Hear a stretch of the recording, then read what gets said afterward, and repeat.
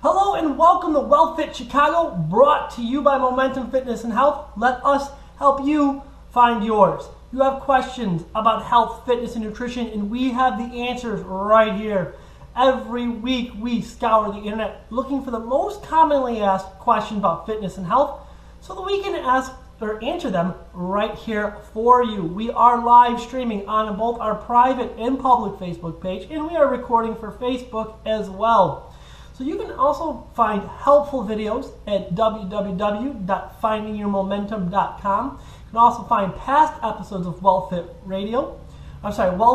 Chicago, formerly WellFit Radio. My name is Jason Venckus, and I am a board-certified holistic health coach, as well as a certified personal trainer and fitness nutrition specialist.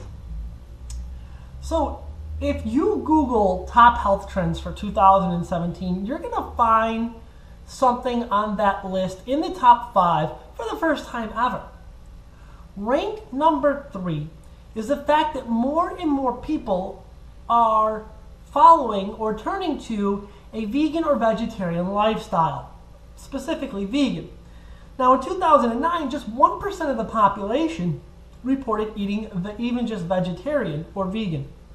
Now, thanks to festivals that are all over the place, restaurants, current research from nationally accredited institutions such as the National Institute of Health and the American Heart Association, along with documentaries and books like the China Study and Forks Over Knives, the vegetarian and vegans now make up over 5% of the population in the US. And it's even higher in some other countries. In just the last few years, England has actually experienced a 360% growth in veganism. So, but why am I qualified to talk about this? Well, I already mentioned that yes, I am a fitness nutrition specialist and a health coach, but I've been plant-based, and I'll tell you the difference between plant-based and vegan a little bit, since 2009 or 2010, and have been a panelist at Chicago's Vegan Mania for the last 2 years. Now, today I want to give you the top 3 reasons why people are going vegetarian, or at least are going vegan, or at least vegetarian. Now, those reasons are animal welfare, the environment, as well as their own health. So really, health of the animal, health of the environment, and the health of the human body. Now, don't worry. This isn't going to be a lecture. I'm not going to put up gross pictures of factory farms and stuff like that. This is purely going to be informational and for you to decide. So let's start with animal welfare. Actually, let's start with the many definitions of vegetarian, vegan, and plant-based, because this comes up a lot in the vegan or vegetarian world, where you're offered something by somebody who may not know the difference, and it's okay that they don't know. It's a good chance for us to educate them, and that's what I'm going to do right now. So you have a vegetarian. Now, a standard vegetarian, you can probably assume that they eat eggs as well as cheese and milk and dairy products. Now, there are some vegetarians that only eat eggs. Those are ovo-vegetarians. There are some that eat only dairy, so those are lacto-vegetarians, but they don't eat eggs. Okay? And then there's also pescatarians. Now, typically, if somebody's a vegetarian, they don't eat anything.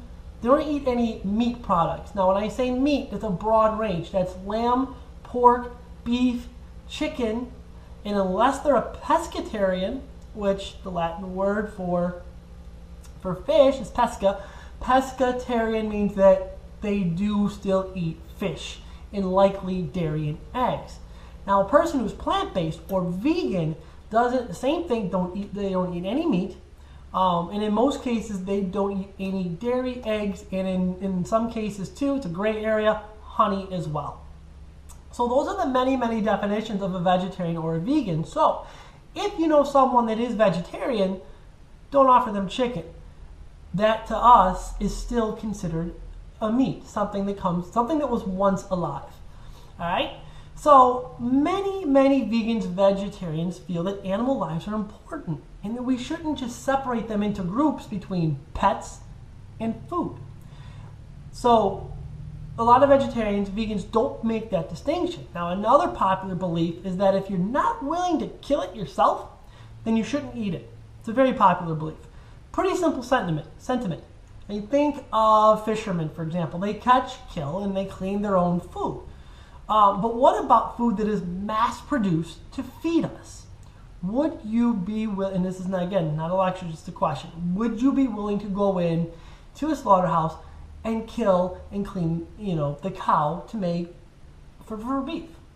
Now, again, I mentioned that I'm not going to put up graphic pictures, and I won't. I just want you to be aware of what happens in factory farms with animals such as pigs, cows, and chickens, and what they go through, and leave that for you to decide. Now, in many U.S. farms, these animals are crammed together or in small cages. Not all, and I'm not going to get into the difference between factory farms and cage-free and free-range, stuff like that, because that's a whole other show. But in a lot of cases, in these factory farms where a lot of meat is mass-produced, they're crammed into little cages or into areas where there's a lot of them. It may be an open area, but they're crammed into small areas, especially with the chickens. Now, cows and pigs are pumped full of growth hormone and fed grain instead of grass in order to fatten them up. Because if a cow eats its natural diet, which is grass, it doesn't grow as fast. It doesn't get as fatty, and it doesn't grow as much meat as it does when it's being fed grain like corn and soy. Now, that grain, both corn and soy, are usually genetically modified with Bt toxin. Now, Bt toxin is an insecticide that eats the stomach of an insect, and then it destroys it when it eats the corn by eating it from the inside out. It is bred into the corn and soy. It's not sprayed on it. You can't wash it off. It is bred in there. That toxin is bred in there. So then the animal eats that, and then it gets, it's going to make their bodies toxic, and then we eat that. So think about that for a moment. Now, dairy cows are often artificially inseminated and kept pregnant, often to keep them producing more milk. So cows will produce milk for about 6 to 10 months after a calf is born if the calf continues to feed or if the cow is being milked by some other source. So cows are often impregnated and separated from their calf just about once a year. The rate is actually 1.1 times per year, about every 11 months, and that happens for 5 to 6 years of the cow's life. So just imagine what that cow is going through, as a mother, and the baby's being taken away, and instead of being nursing the baby, they usually have, it's a little gross, but they usually have metal things that are connected to their udders milking them. And again, I really want to give you some more scenarios and go into that, but I won't, because I promised. Hold on a second. Somebody's trying to call me, and we just lost our feed. It shouldn't have come through. Anyway, so again, I'm not going to give you that scenario. I'm just going to give you information. I'm not going to go into graphic detail. You can email me on that, and I can give you that if you really want it, or I can steer you towards some videos. Now, chickens often have their wings clipped, beaks trimmed down, and injected with arsenic to kill parasites. Because they live, as I mentioned, in small cages, in close proximity to each other. Or they're in an open area and they're walking through each other's feces. Therefore, that's why they need the arsenic in order to kill parasites. Now you're seeing a lot of your chicken companies with a label that says arsenic free. It's amazing that they have to label chicken as being arsenic free, is it not? I mean, so that's kind of like what's going into your food. But again, this is about the animal welfare. So take that in for a minute. It's a lot to digest. Get some water, and when we come back in about 15 seconds, we'll talk about the environmental concerns of raising so many animals for food.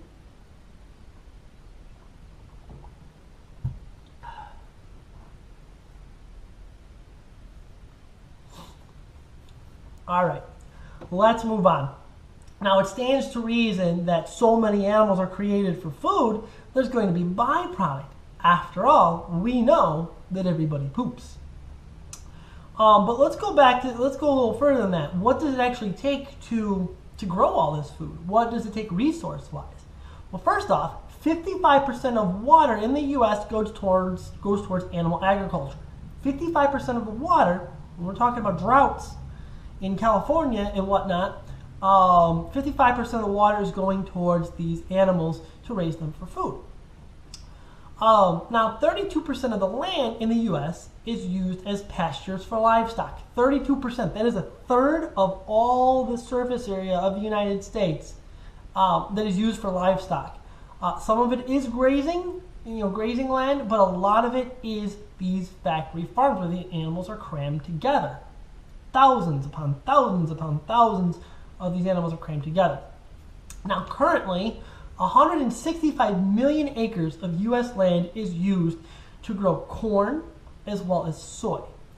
And 93 to 97% of that is used for feed. And another 55 million acres are hay. So that's another roughly 8% growing food for these animals. So 40% of the land, the surface area of the land in the U.S. is technically used to grow food for animals to be eaten or milked. And then 55% of our water resources. Now back to our original point. Now the United Nations has reported that the livestock business generates more greenhouse gas emissions than all forms of transportation combined. Now the graphs I looked at today from many different sources confirm that number to be about 15% for transportation and 20% of greenhouse gases are coming from the livestock industry. So what about that waste that I mentioned? These factory farms, and you have to have seen this by now. If you have a Facebook account, if you're watching on Facebook, you have to have seen this by now. These factory farms have these waste lagoons. They're giant pools that are as big as a few acres long that contain a mixture of urine, feces, and water. I'm going to read verbatim a complete definition here about what an anaerobic lagoon or manure lagoon is. It is a man-made outdoor earthen basin filled with animal waste that undergoes anaerobic respiration as part of a system designed to manage and treat refuse created by concentrated animal feeding operations. CAFOs are the same thing as factory farms. Now, anaerobic lagoons are created from a manure slurry. Manure slurry in a pond, right? Which is washed out from underneath the animals' pens and then piped into the lagoons. Sometimes the slurry is placed in an intermediary holding tank under or next to the barns before it is deposited in a lagoon. Once in the lagoon, the manure settles into two layers, solid or sludge layer and the liquid layer. But the manure then undergoes the process of anaerobic respiration, whereby the volatile organic compounds are converted into carbon dioxide and methane. Anaerobic lagoons are usually used to pre-treat high-strength industrial wastewaters and municipal wastewaters. This allows for preliminary sedimentation of suspended solids as a pre-treatment process. And it goes on, okay? Hang with me here. Anaerobic lagoons have been shown to harbor and emit substances which can cause adverse environmental and health effects. These substances are emitted through two main pathways, gas emissions and lagoon overflow. What is lagoon overflow? I'll get to that in a minute.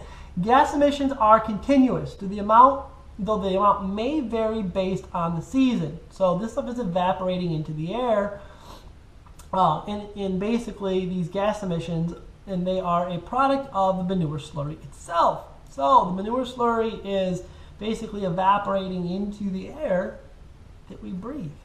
Now, the most prevalent gases emitted by these lagoons are ammonia, hydrogen sulfide, methane, and carbon dioxide. Doesn't sound very safe to me. Now, lagoon overflow is caused by faulty lagoons, such as cracks or improper construction, or adverse weather conditions, such as increased rainfall or even strong winds can blow it out. If you've ever seen what happens when some of these lagoons overflow, where do you think all that water goes? Now, these overflows release harmful substances into the ground surrounding land and water, such as antibiotics. Remember, we said there's antibiotics and hormones in the food, estrogens, bacteria, of course, pesticides from what they've been eating, heavy metals, and protozoa. Protozoa. Scary.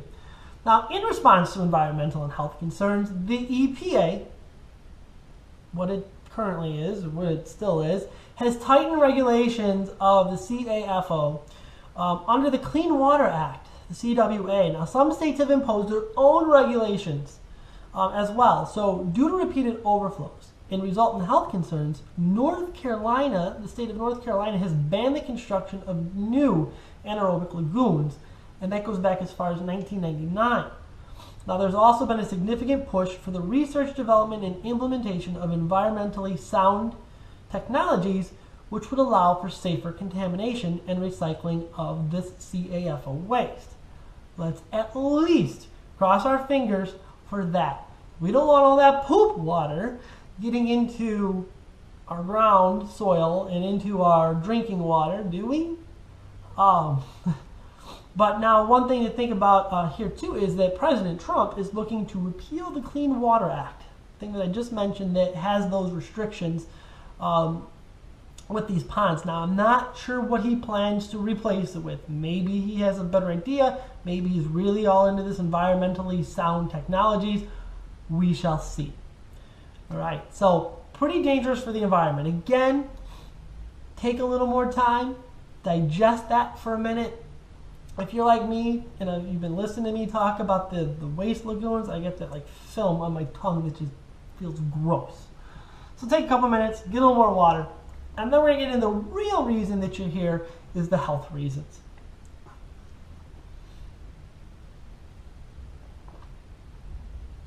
One more sip. All right, so the health reasons. That is the main reason that most people are trending towards going vegan. You know, genes, they make up a percentage of our health, both good and bad. But the popular saying is, genes load the gun. Our habits are what pull the trigger. You know, seemingly healthy people have heart attacks. I mean, look at Bob Harper from The Biggest Loser. He had a heart attack this week. He's 51. Many would say he's in great shape, but he does have a family history of heart attack. But does that mean he's definitely going to have a heart attack? No. There are, other than nutrition, there are other things that can play into effect, such as stress, and the amount of sleep and stuff like that too. But nutrition is huge. So it must be that, right? Just the family history. Well, in 2011, Bob went from whole food plant-based to paleo. So just keep that in mind for a minute as I talk about this. Here is a stat from the American Heart Association. Okay, so this is a credible association, right? Most vegetarian diets are low in or devoid of animal products.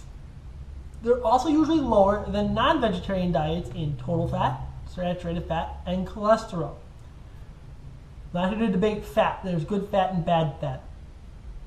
Actually, on both sides, and we'll talk about it. But many studies have shown that vegetarians seem to have a 30% lower risk of obesity, coronary heart disease, which causes heart attack, high blood pressure, as well as diabetes and some forms of cancer.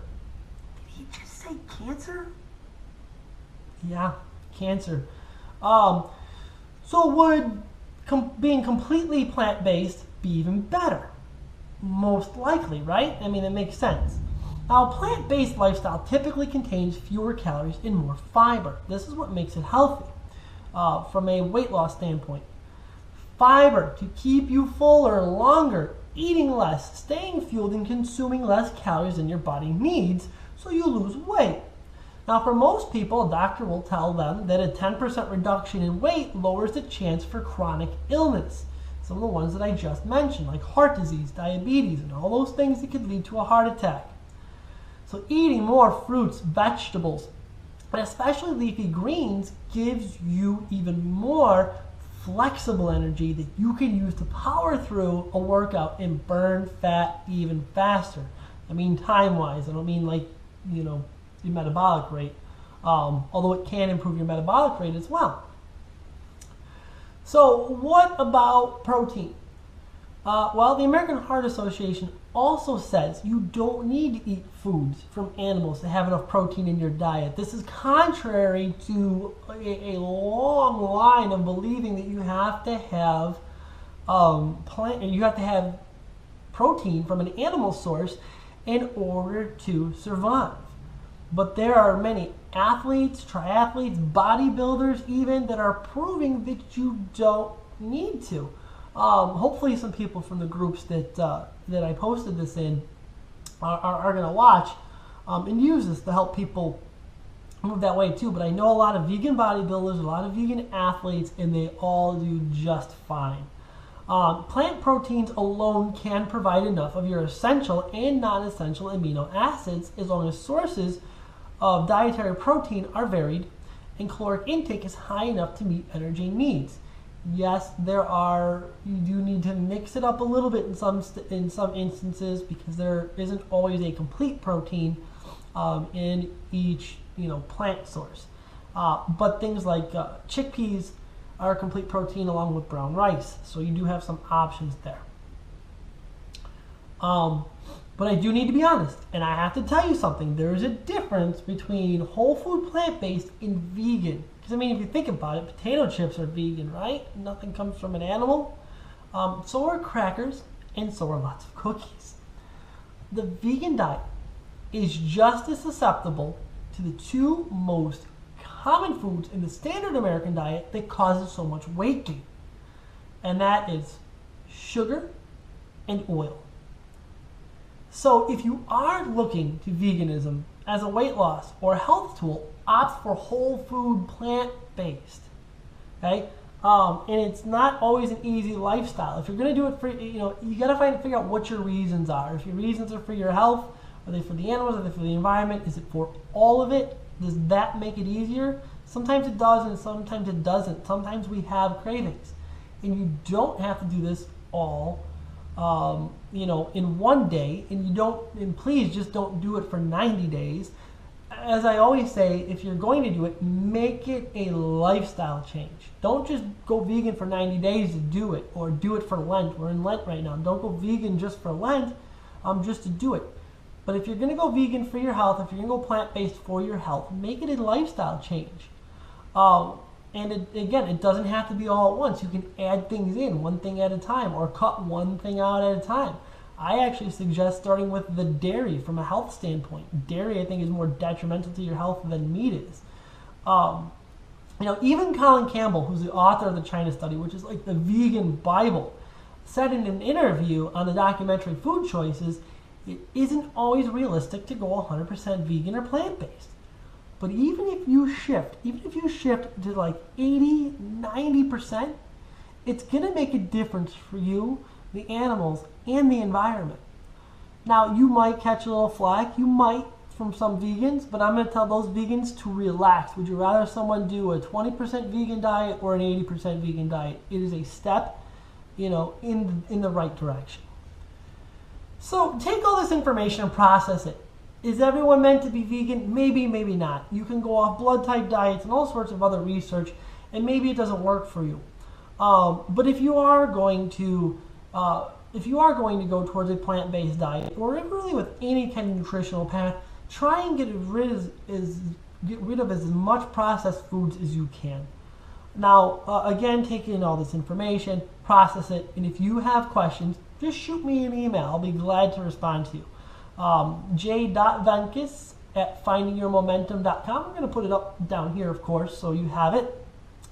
I'm not one of those super aggressive vegans that has to shove it in your face. I'd rather present you with the facts, live the lifestyle, and lead by example, and let you make your own decision. If you're interested in doing the whole vegan thing, yes, I can help you. If you're not, that's okay too. Again, I can only help you find your momentum. So thanks for watching. And join me next week as we talk about another fitness trend, wearable fitness technology. I'm going to cover watches, counters, computers, that you can use to help get yourself healthy and keep yourself accountable. So until then, I hope that you can find your momentum.